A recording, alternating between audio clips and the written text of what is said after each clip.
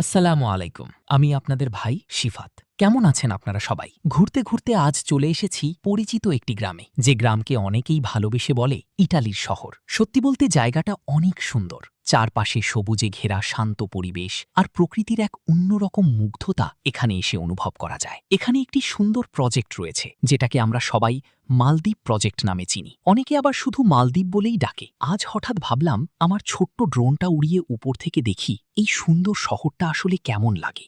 আর drone উপরে উঠতেই চোখের সামনে ভেসে উঠল এক অসাধারণ দৃশ্য।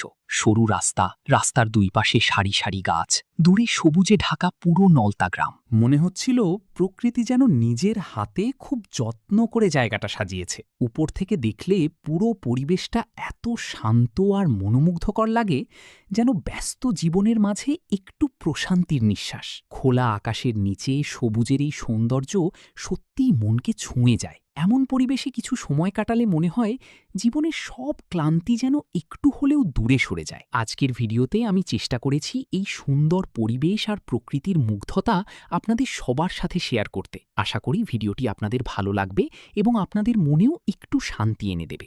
ভিডিওটি ভালো লাগলে অবশ্যই লাইক, কমেন্ট ও শেয়ার করবেন। আর এমন সুন্দর সুন্দর জায়গার ভিডিও দেখতে চ্যানেলটি সাবস্ক্রাইব করে পাশে থাকবেন। আল্লাহ হাফিজ।